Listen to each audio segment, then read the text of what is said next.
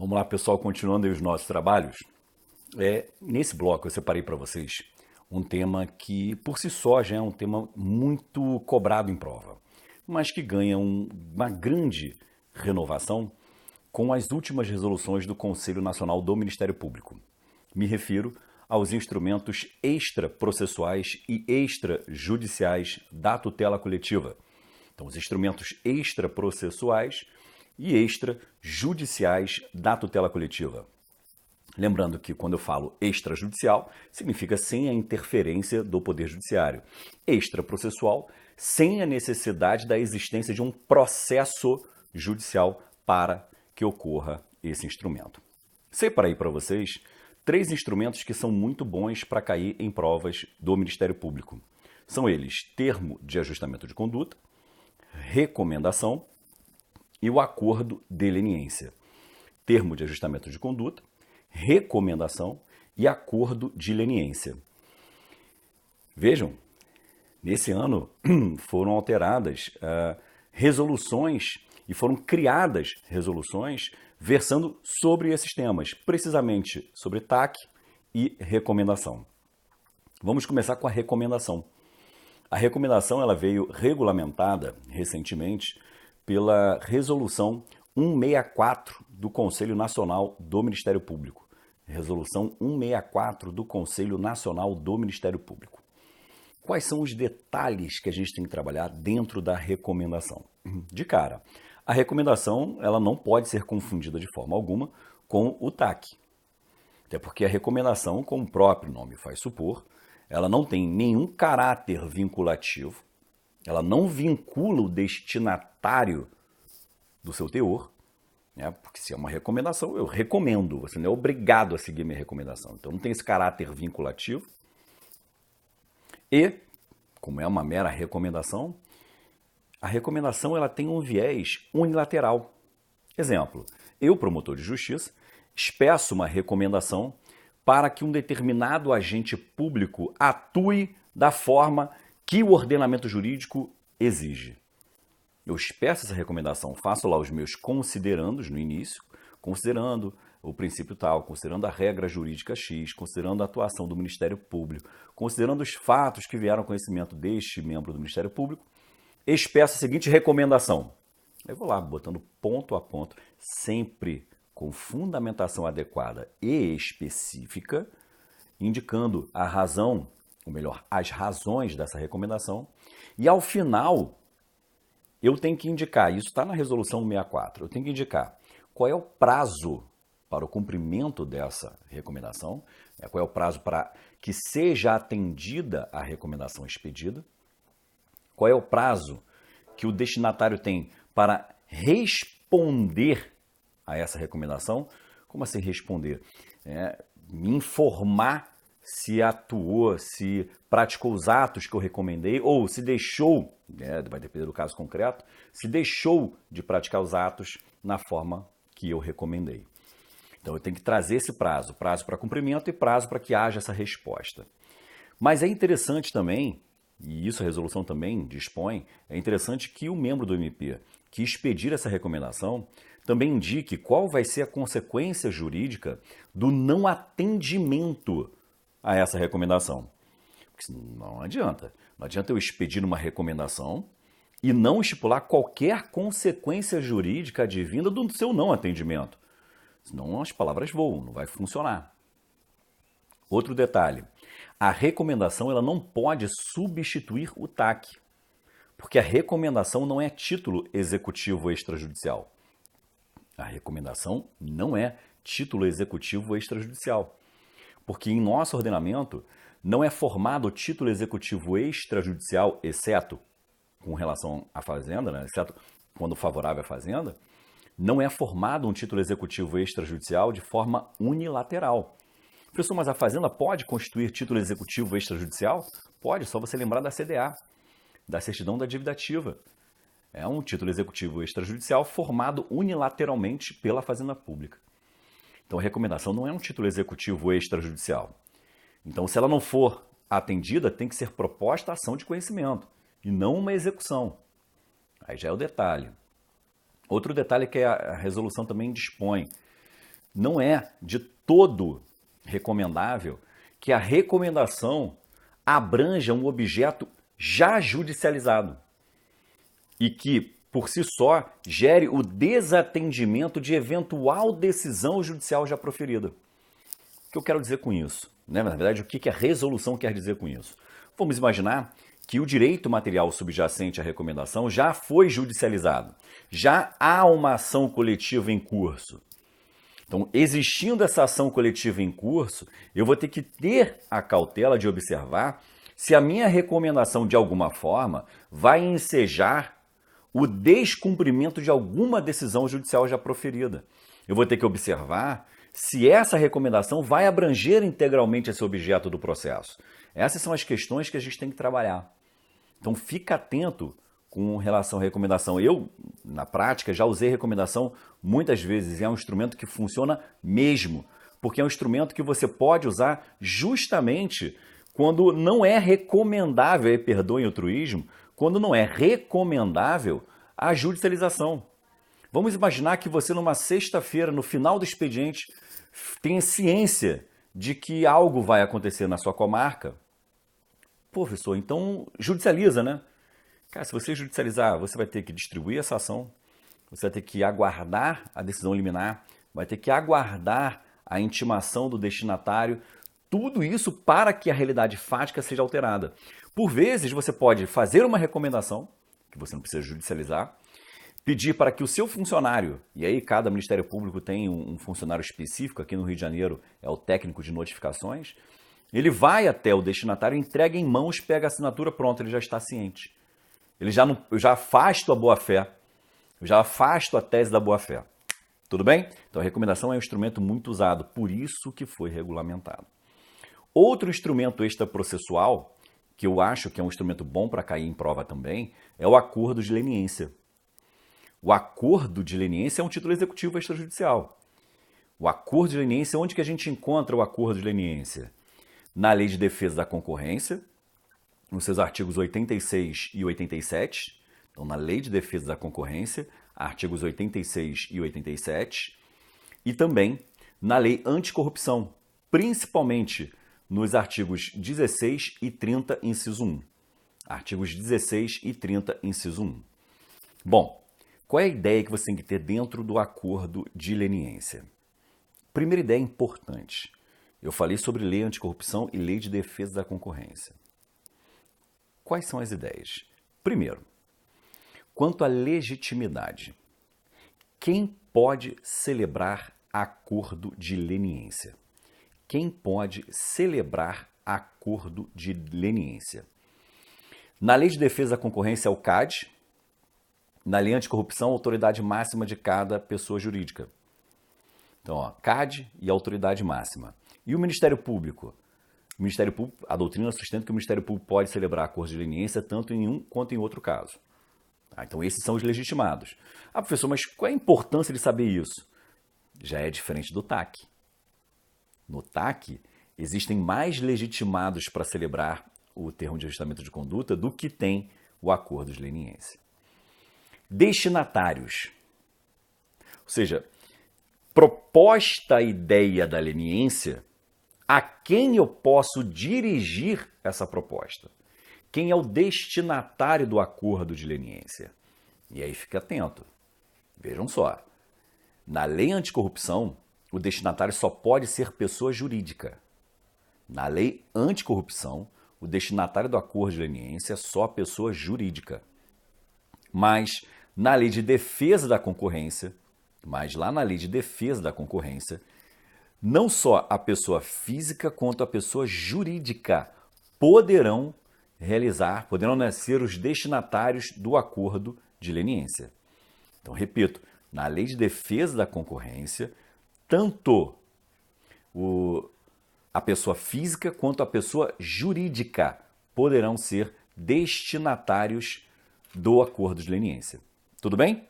Então, esse é um ponto que eu reputo também bastante importante, bastante caível em prova, porque como são duas leis diferentes, com dois regimes diferentes, o examinador pode tentar querer fazer uma armadilha sobre isso, e é uma armadilha que eu reputo bem interessante para cair. Se você não tiver cuidado, você realmente cai nela. Outro detalhe importante. Acordo de leniência é pressuposto processual negativo? Acordo de leniência é pressuposto processual negativo? O que eu quero dizer com isso? Vamos lá. Foi celebrado um acordo de leniência sobre determinados fatos. A mera existência desse acordo de leniência vai impedir a propositura da ação coletiva sobre os mesmos fatos? Vai impedir a propositura da ação coletiva sobre os mesmos fatos? No que tange a aplicabilidade na lei anticorrupção, você vai olhar o artigo 30 da lei anticorrupção. Artigo 30 da lei anticorrupção. E você vai ver que o artigo 30 da lei anticorrupção preconiza expressamente que o acordo de leniência, por si só, deixe isso muito claro nas suas anotações, por si só, não vai impedir o ajuizamento da ação de improbidade. Porém, dá uma olhada no artigo 87 da Lei de Defesa da Concorrência. Artigo 87 da Lei de Defesa da Concorrência. Você vai perceber que esse acordo de leniência ele passa a ter um viés de quase que um acordo de não persecução penal. Por quê? O acordo de leniência na Lei de Defesa da Concorrência vai impedir o oferecimento da denúncia. Vai impedir o oferecimento da denúncia. Vejam, então aí vai ser um pressuposto processual negativo. Vai ser sim um pressuposto processual negativo. Tanto é verdade que o cumprimento do acordo de leniência na Lei de Defesa da Concorrência vai gerar extinção da punibilidade na seara penal. Vai gerar extinção da punibilidade lá na seara penal. Mais um dado importante sobre acordo de leniência. Qual a relação que se estabelece entre acordo de leniência e o regime prescricional? Acordo de leniência e regime prescricional. Se nos ativermos à lei anticorrupção, no seu artigo 16, parágrafo 9º, então, artigo 16, parágrafo 9º da lei anticorrupção, nós vamos perceber claramente o seguinte. Vejam, a celebração do acordo de leniência vai gerar interrupção da prescrição. Vai gerar interrupção da prescrição. Na Lei de Defesa da Concorrência, vocês vão fazer referência aos artigos 46, parágrafo 2º e 87. 46, parágrafo 2º e 87. A celebração do acordo de leniência gera suspensão da prescrição. Gera suspensão da prescrição.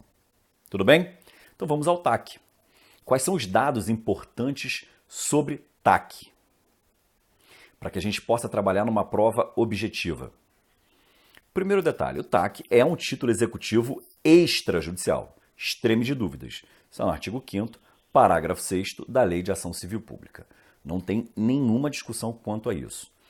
Agora, o TAC, se for celebrado no curso de uma ação coletiva com homologação judicial, passa a ser título executivo judicial. Então, repito, o TAC por si só é título executivo extrajudicial. Tudo bem? Se for celebrado no bojo de uma ação coletiva e submetido, sujeito à homologação judicial, aí sim o TAC passa a ser um título executivo judicial. Outro dado importante, a resolução 179, do Conselho Nacional do Ministério Público fixa de forma expressa que o TAC é um negócio jurídico. Vejam, a tese dominante não sustenta isso. A tese doutrinária dominante sustenta que o TAC é um ato jurídico. Mas a resolução 179 do Conselho Nacional sustenta de forma expressa que o TAC é negócio jurídico. Quem pode ser destinatário do TAC? Quem pode ser destinatário do TAC? Qualquer pessoa, física ou jurídica, desde que seja o responsável pela prática do ato ou para deixar de praticar o ato que se imputa como lesivo ao ordenamento jurídico de uma forma geral. Mas então, qualquer um pode ser o destinatário do TAC. Agora, quem pode celebrar o TAC? Ou seja, quem é aquele que pode figurar como tomador do TAC? Aí é uma questão também que eu reputo até fácil para você solucionar. Se nos ativermos à literalidade do artigo 5º, parágrafo 6º da Lei de Ação Civil Pública, logo na primeira linha, você vai perceber o seguinte: o legislador fala órgãos públicos legitimados. Órgãos públicos legitimados. Bom, se a lei fala órgãos públicos legitimados, de cara já incluiu Ministério Público, Fazenda Pública, né, aquele conceito processual de Fazenda Pública, só quem é pessoa jurídica de direito público, né, que são os entes políticos e as entidades autárquicas, e a Defensoria Pública. Então, MP, Fazenda e Defensoria. Esses três órgãos, em extremo de dúvidas, poderão celebrar termo de ajustamento de conduta. Agora o detalhe, não são só esses três que ostentam legitimidade ativa coletiva. Não são só estes três que poderão promover ações coletivas. Como é que ficam os demais legitimados coletivos? Associação civil, sindicato, entidades de classe, nenhum deles poderá celebrar termo de ajustamento de conduta, porque são pessoas jurídicas de direito privado. São pessoas jurídicas de direito privado. O mesmo vale, essa mesma ideia, vale para as estatais. Porque puxa no Remember, as estatais são pessoas jurídicas de direito privado. E é só façamos o silogismo. Se elas são pessoas jurídicas de direito privado, elas não podem celebrar o TAC. Porque só pode celebrar TAC quem é órgão público legitimado. Apesar disso, há uma certa divergência na doutrina sobre se a estatal que presta serviços públicos pode ou não celebrar TAC. Mas prevalece que nenhuma estatal pode celebrar termo de ajustamento de conduta. Essa é a ideia que você tem que ter, que é a ideia que eu reputo a mais importante para você trabalhar. Tudo bem? Então vamos lá, continuando. Outro detalhe também igualmente importante. Dentro do TAC. É possível, afinal de contas, celebrar TAC na seara da improbidade administrativa? É possível celebrar TAC na seara da improbidade administrativa? De cara, você já coloca o seguinte: para a tese dominante, o TAC não é uma transação. Para a tese dominante, o TAC não é uma transação. E aí é que surge na sua cabeça imediatamente o artigo 17, parágrafo 1º da Lei de Improbidade Administrativa. Artigo 17, parágrafo 1º da Lei de Improbidade Administrativa. Esse artigo, de forma expressa, veda acordo, conciliação e transação na seara da improbidade. Veda acordo, conciliação e transação na seara da improbidade. Vedação expressa. A medida provisória 703 de 2015 revogou esse artigo. Só que essa medida provisória ela caducou em 2016. Então, esse artigo continua em vigor. Ocorre que parte da doutrina, com base no artigo 36, parágrafo 4º da Lei de Mediação, parte da doutrina, com base no artigo 36, parágrafo 4º da Lei de Mediação, sustenta que esse artigo 36 revogou o artigo 17, parágrafo 1º da Lei de Improbidade. O tema é polêmico. Por isso que eu só estou citando os artigos. A gente está trabalhando com prova de primeira fase. O tema é polêmico. Mas tem autores que sustentam isso, que o 36, parágrafo 4º revogou o 17, parágrafo 1º. Ah, professor, o que eu coloco na prova? Cara, o 17, parágrafo 1º da Lei de Improbidade é claro, não cabe acordo, conciliação e transação. Mas TAC não é nem acordo, nem conciliação, nem transação para a tese dominante. Agora, por que você foi falar disso então, professor? Agora eu fiquei doido aqui. Então você vai ficar mais um pouquinho. Dá uma olhada no artigo 1º, parágrafo 2º da Resolução 179 do Conselho Nacional do MP. Artigo 1º, parágrafo 2º da Resolução 179 do Conselho Nacional do MP. Esse artigo, de forma expressa, prevê a possibilidade, e aponta quais são os requisitos, prevê a possibilidade da celebração de TAC na seara da improbidade administrativa. Então vejam, temos o 17, parágrafo 1º que veda, da Lei de Improbidade, temos o 36, parágrafo 4º da Lei de Mediação, que permite, em algumas hipóteses, a transação, né, a conciliação na seara da improbidade, e temos agora o artigo 1º, parágrafo 2º da Resolução 179 do Conselho Nacional, que permite de forma expressa o TAC na seara da improbidade administrativa. Então, qual é o cuidado que você deve ter na prova? Fique atento ao enunciado. Fique atento ao enunciado. Tá ok? Então tá bom. Então ficamos por aqui.